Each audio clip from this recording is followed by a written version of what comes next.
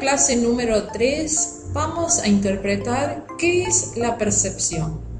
Ustedes como diseñadores saben muy bien que cuando realizan una pieza gráfica están transmitiendo un mensaje teniendo en cuenta los códigos de un lenguaje visual. Ese mensaje es recibido por un receptor. Ese receptor tiene cierta percepción de ese mensaje. Y esa percepción es un proceso interno, psíquico, que le va a permitir a esa persona captar, elaborar e interpretar la información que nosotros le transmitimos a través de la pieza gráfica. Es muy importante que ustedes tengan en cuenta la percepción del individuo como una unidad básica de conocimiento y consiste en un proceso de integración del individuo con lo que ve. Cada persona percibe de acuerdo a sus experiencias previas, conocimientos, entorno social, etc. La percepción es una interpretación de las sensaciones, es algo interno y psíquico y consiste en recibir a través de los sentidos las imágenes, sonidos, impresiones o sensaciones externas. El proceso de percepción es un proceso psicológico del cual a nosotros lo que más nos interesa es la percepción visual, como un proceso de recepción e interpretación de la información recibida por un estímulo visual. Cuando yo percibo un mensaje gráfico, construyo una imagen, una representación visual de lo que veo. La interpreto a través de mi cerebro e ingresa a mi cerebro a través del ojo. Hay fases de la percepción. Primero reconozco la pieza y luego la analizo.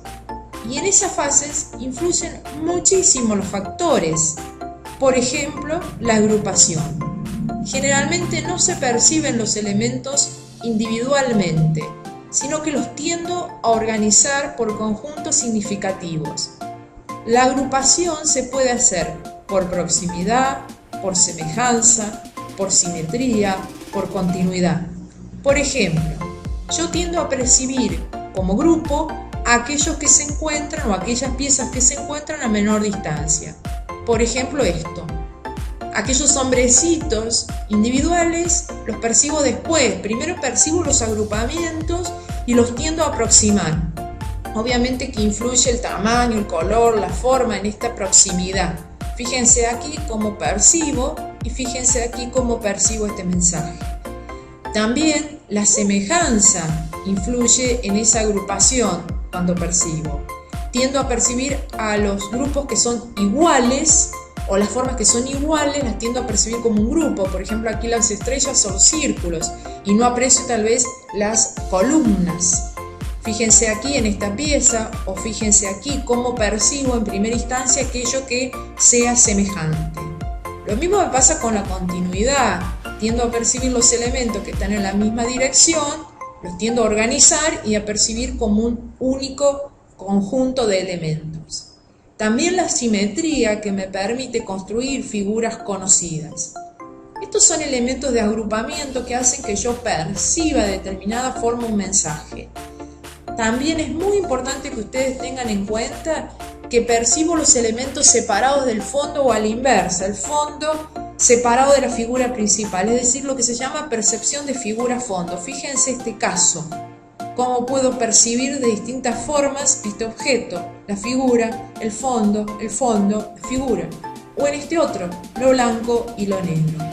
También tengan en cuenta cuando desarrollan un mensaje el contorno, porque el contorno es fundamental y hace que se distinga o se separe la figura del fondo.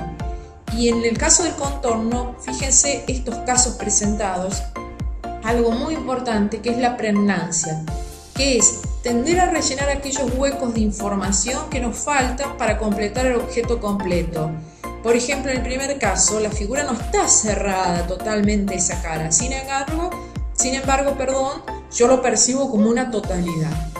Bueno, como vieron, la percepción es muy ambigua y muy diferente de una persona a la otra, y también el diseñador puede jugar con los distintos elementos para poder causar cierta percepción de ese mensaje.